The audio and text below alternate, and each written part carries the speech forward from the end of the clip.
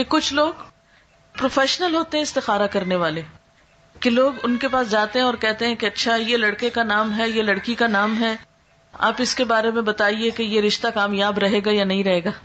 اب آپ دیکھیے کہ تیسرے شخص کو کہاں سے پتا چل گیا، اس کے پاس کون سا سورس ہے یہ جاننے کا کہ اس نے کل کے فیوچر میں جھانک کے دیکھ لیا آج یہ رشتہ کامیاب ہوگا یا نہیں ہوگا۔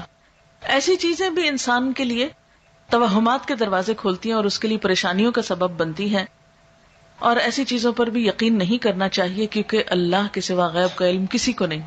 اچھا، پھر بعض لوگ یہ کہتے ہیں کہ کسی اور کو کہتے ہیں کہ تم میرے لیے استخارہ کر کے دو۔ اب آپ دیکھیے استخارے کی دعا میں لکھا ہے یا اللہ اگر یہ بات میرے لیے اچھی ہے تو تو کر دے۔ اب اگر کوئی آپ کے لیے استخارہ کر رہا ہے تو وہ کیا پڑھے گا کہ میرے لیے اچھی ہے تو کر دے، یا زیادہ زیادہ یہ کہے گا یا اللہ اس کے لیے اگر اچھی ہے تو کر دے۔ اچھا، بعض لوگ استخارے کے ساتھ خواب کو لازم کر دیتے ہیں، وہ کہتے ہیں استخارہ اور خواب لازم و ملزوم چیز ہے۔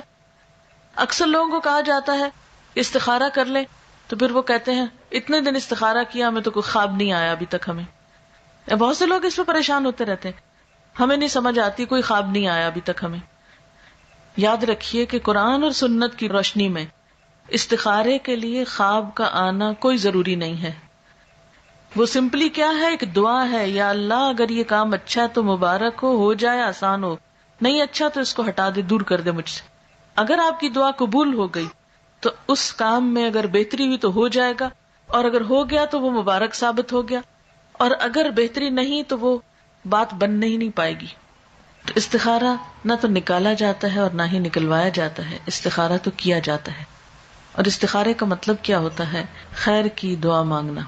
ہمارے ہاں اس کا کانسیپٹ کیا ہے کہ ہم یہ سمجھتے ہیں کہ شاید استخارہ غیب کا علم جاننے کا نام ہے، اس کو ہم نے ایک طرح کی فال بنا لیا ہے، جبکہ فال لینا بھی اسلام میں پسندیدہ نہیں ہے، کیونکہ غیب کا علم تو اللہ کے سوا کسی اور کو ہے ہی نہیں۔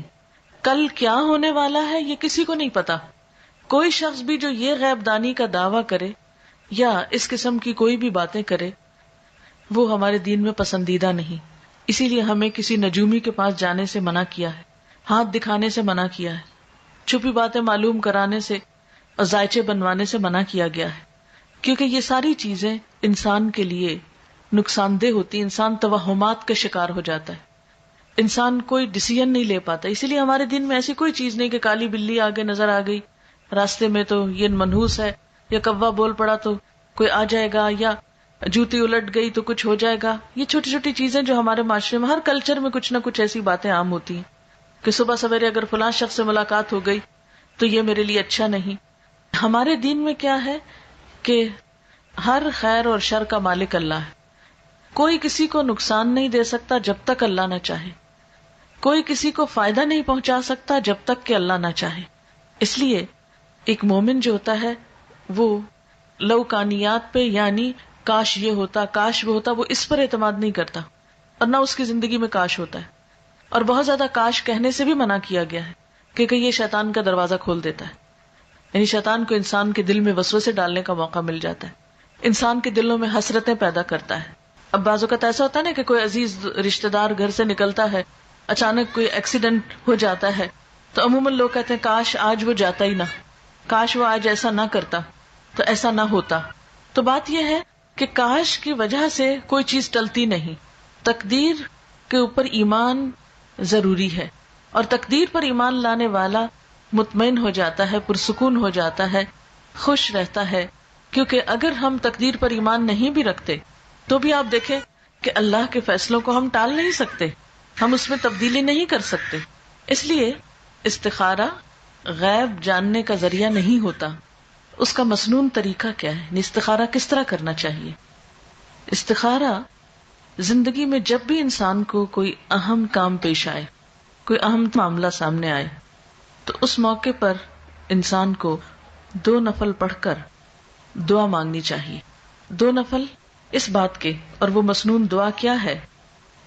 وہ مسنون دعا ہے اللہم انی استخیرک بعلمک واستقدرک بقدرتک واسألک من فضلک العظیم فانک تقدر ولا اقدر وتعلم ولا اعلم وانت علام الغیوب اللہم ان کنت تعلم ان هذا الامر خیر لی فی دینی ومعیشتی وعاقبت امری فاقدرہ لی ویسرہ لی ثم بارک لی فیہ وَإِن كُنْتَ تَعْلَمُ أَنَّ هَذَا الْأَمْرَ شَرٌّ لِّي فِي دِينِي وَمَعِيشَتِي وَعَاقِبَةِ أَمْرِي فَاصْرِفْهُ عَنِّي وَاصْرِفْنِي عَنْهُ وَاقْدُرْ لِيَ الْخَيْرَ حَيْثُ كَانَ ثُمَّ أَرْضِنِي بِهِ۔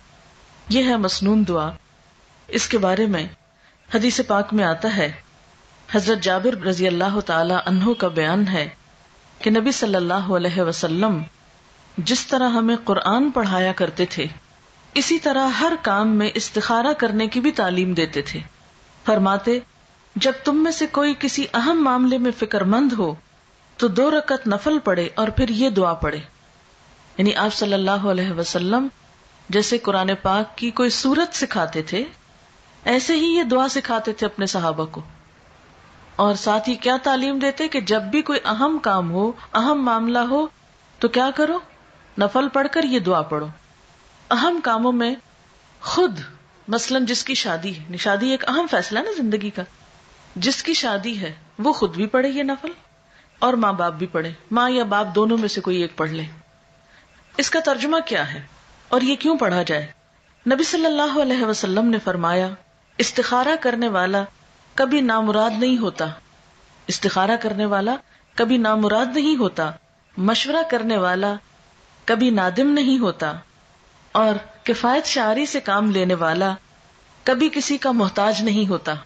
یعنی جو شخص مشورہ کرتا ہے اس کو پھر شرمندگی نہیں ہوتی، اور جو شخص بچت سے کام لیتا ہے پھر وہ کسی کا محتاج نہیں ہوتا، کیونکہ وہ اپنی ضرورت کے وقت کے لیے پہلے سے ہی تیاری کر کے رکھتا ہے۔ اور اللہ تعالیٰ سے استخارہ کرنا یعنی ایک طرح سے مشورہ کرنا بھی ہے، اور خیر کی دعا مانگنا بھی ہے۔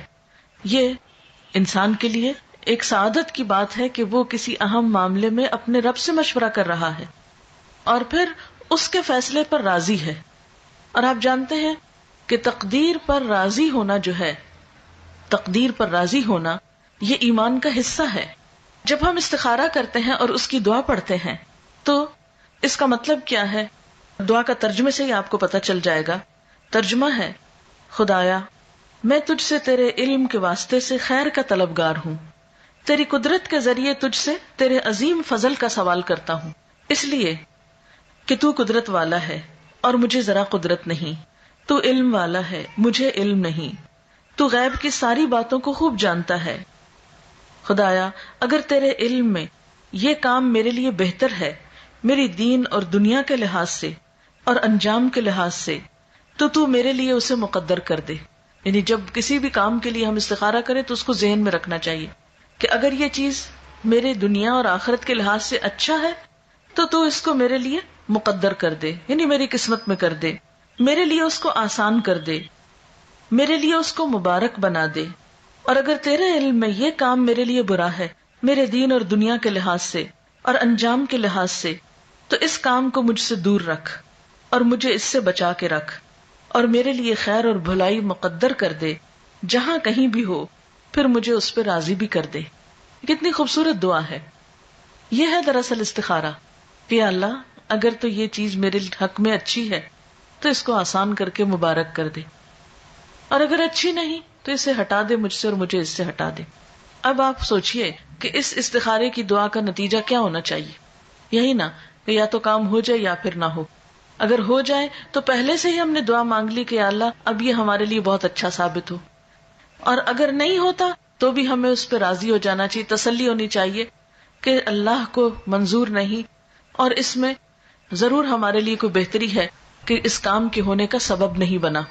اور اس طرح انسان جو بھی فیصلہ کرتا ہے اس پر نادم نہیں ہوتا، پشیمان نہیں ہوتا، بعد میں پچھتاتا نہیں۔